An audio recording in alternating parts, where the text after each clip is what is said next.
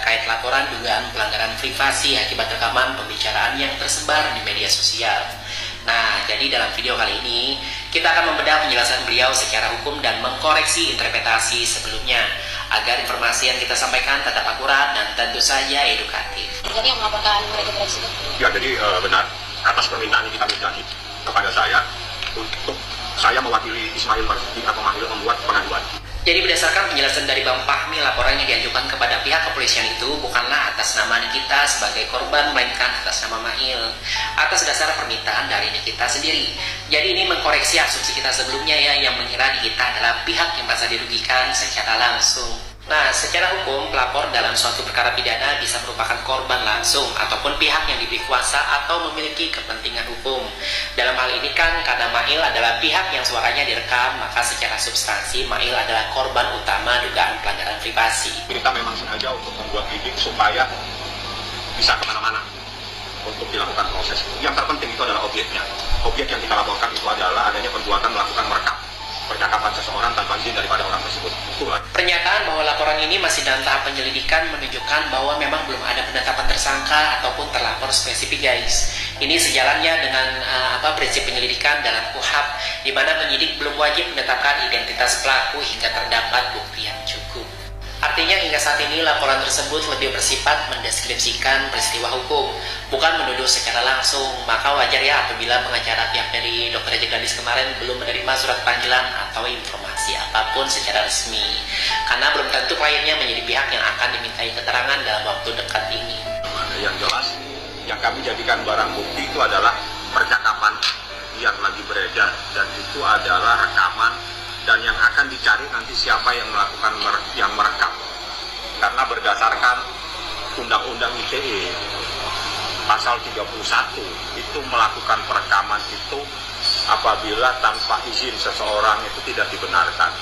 Nah, di bagian ini Bang Fahmi menegaskan bahwa yang sedang didalami itu adalah siapakah pihak yang merekam dan menyebarkan percakapan tersebut, dan dasar hukumnya merujuk pada pasal 31 Undang-Undang Nomor 1 Tahun 2024 tentang perubahan kedua atas Undang-Undang ITE. Jadi guys, meskipun kita secara logika ya bisa menebak-nebak siapa sih pelakunya yang merekam itu, namun dalam kerangka hukum yang paling utama adalah terpenuhinya unsur tanpa hak dan tanpa sepengetahuan dari pihak yang direkam. Karena itulah proses penyelidikan akan menentukan siapa yang patut dimintai pertanggungjawaban hukum. Itu nggak boleh dikasih tahu karena itu adalah barang bukti dan jadi hukum acara. Ya, dari SAP-nya dari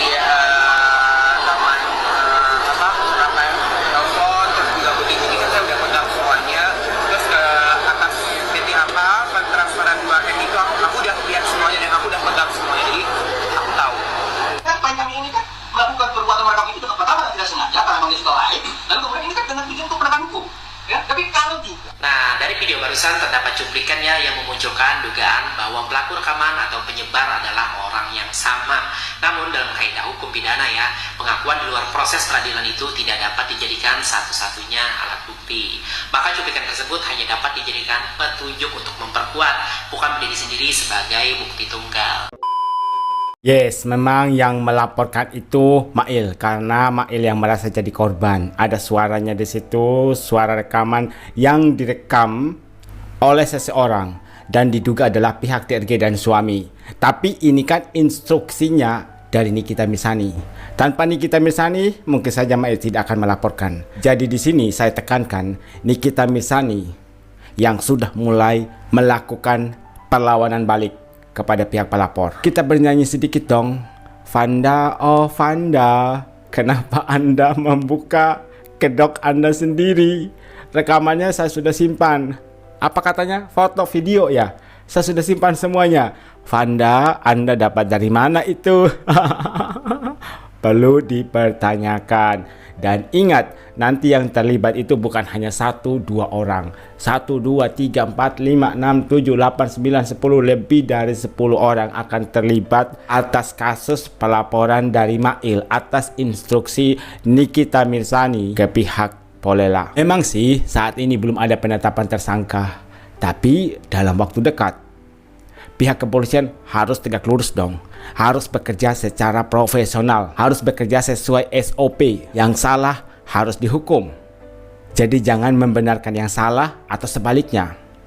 yang salah dibenarkan. Itulah Vanda terlalu barbar, kepancing dengan pertanyaan dari wartawan, akhirnya menggali lubang sendiri. Pihak Polela akan memanggil si Vanda, makanya dicantumkan oleh netizen Es Cendol buat jadi bahan pancingan bagi netizen untuk menduga-duga siapa-siapa saja nanti yang termasuk, guys.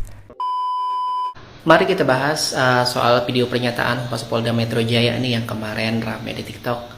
Saya udah nonton cuplikan-cuplikan videonya dan mari kita coba bedah satu persatu secara objektif. Penahanan udah ada update terbaru? 2 Mei. Iya, 2 Mei. Oh iya, sekarang masih 21 April. Iya, ada Nanti update kami terbaru. cek ya. Oke. Oh, siap. Mohon waktu ya. Oke, siap. Di bagian ini wartawan menanyakan update soal kasusnya Nikita Mirzani, tapi Bapak Humas hanya menjawab singkat ya. Intisarinya beliau mengatakan bahwa ini belum waktunya untuk diinfokan.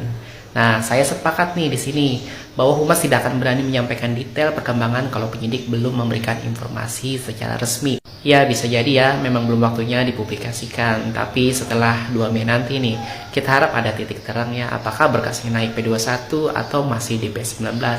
Atau mungkin dihentikan, amin. Jadi di tahap ini memang ya semua kemungkinan masih terbuka. Cek ya. Oke. Oh, siap. Mohon waktu ya. Oke, siap. Apabila itu berhubungan dengan orang lain, dengan profesi tertentu. Di sini sebenarnya agak membingungkan ya, karena angle kamera dan konteks pembicaraan terasa berubah drastis nih. Jadi kan setelah sebelumnya membahas Nikita, kok tiba-tiba nyambung ke etika profesi ya. Apabila itu berhubungan dengan orang lain, dengan profesi tertentu, yang dengan modus melakukan kegiatan dalam rangka profesinya, maka itu pun harus hati-hati.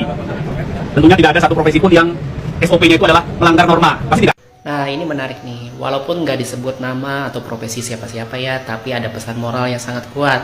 Jangan sampai seseorang memanfaatkan profesinya untuk hal-hal yang tidak etis. Tapi tetap ya, karena tidak disebut secara eksplisit, kita harus hati-hati nih dalam menarik kesimpulan. Nah, saya pribadi menganggap ini seperti potongan video-video yang sengaja disusun sedemikian rupa agar terlihat nyambung, padahal bisa jadi tidak. Kan kita tidak tahu ya konteks utuhnya. Jadi bisa aja ini cuma bentuk penggiringan opini, guys. Seolah-olah memberikan isyarat pada profesi tertentu, misalnya dokter, pengacara, atau mungkin yang lain. Kemudian jangan lupa bisa menghubungi 110 apabila membutuhkan bantuan polisian ya. Nah, di akhir video, Bapak Humas kan mengimbau masyarakat nih untuk tidak melanggar norma, hukum, dan kesusilaan, serta mempromosikan nomor 110 sebagai hotline bantuan. Ini bagian yang umum banget ya guys, himbauan moral seperti biasa lah ya dari aparat. Tapi kalau dikaitkan dengan potongan sebelumnya, menurutku makin jelas ya bahwa video ini tidak secara spesifik menyinggung satu profesi tertentu atau orang tertentu. Jadi sifatnya general aja sih kayaknya. Jadi guys, intinya jangan gampang termakan potongan-potongan video yang bisa mengarah pada pembentukan opini publik terhadap sosok tertentu. Nah, sekarang ini memang sedang marak nih upaya mendiskreditkan tokoh tertentu dengan berbagai cara, termasuk lewat framing video seperti ini nih. Ingat guys, tetaplah kritis, jangan langsung percaya, dan selalu cek konteks secara utuh sebelum membentuk opini. Pernyataan dari Humas PMJ ketika ditanya oleh wartawan soal progres dari kasus Nikita Mirzani. Kata Humas PMJ, tunggu dulu ya. Artinya apa? Karena dari pihak Humas belum mendapatkan konfirmasi resmi dari pihak penyidik terkait progres dari kasus Nikita Mirzani.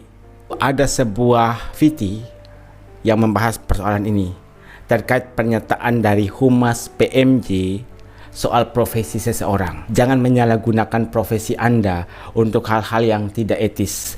Makanya ada kembali spekulasi yang mengatakan kemungkinan nantinya akan ada satu orang lagi yang menjadi TSK.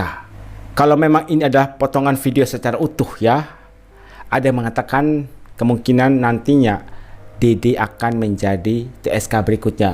Tapi semoga itu tidak benar. Pastinya walaupun nanti Dede ini ditetapkan menjadi tersangka, dari pihak pengacara pasti akan melawan dengan bukti-bukti yang mereka punya. Dan saya yakin sih hukum di Indonesia tegak lurus seperti yang saya katakan. Hukum di Indonesia pasti tegak lurus. Yang salah harus salah, yang benar harus benar. Tidak di switch atau diputar balikan. Polela bingung kan ngomongnya, saya juga bingung komennya. Ini ceramah atau curhat? Saya sudah pernah bagikan video ini kemarin. Saya sudah nonton VT-nya sampai 10 kali. Dan jujur Mimin gak paham apa yang disampaikan oleh Humas PMJ ini.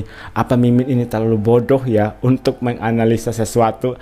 Tapi untungnya ada abang netizen es cendol yang walaupun kemarin katanya saya bingung, saya belum bisa menganalisa karena masih bingung apa yang disampaikan oleh Humas PMJ.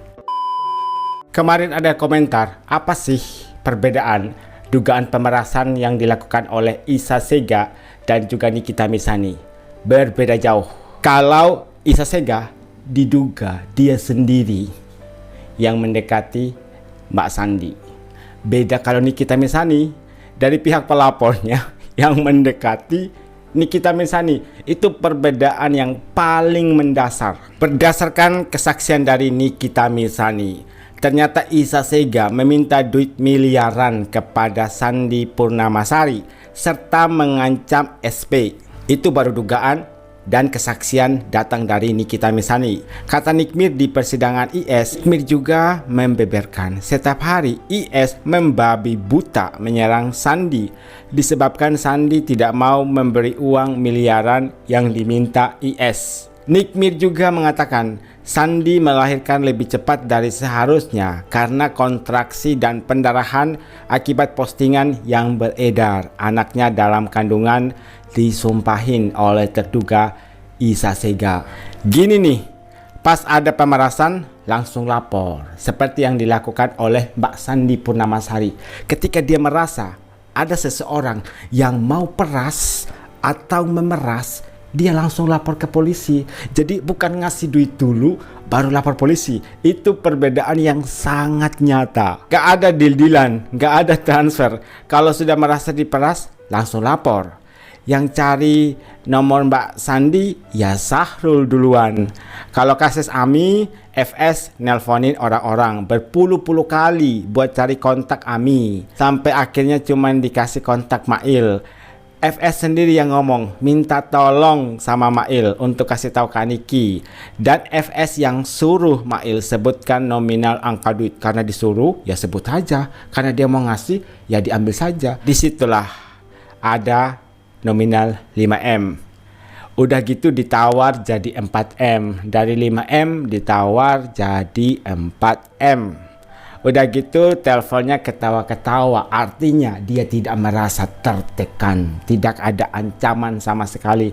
Dan saya yakin pihak Polela sangat-sangat memperhatikan poin-poin krusial seperti ini.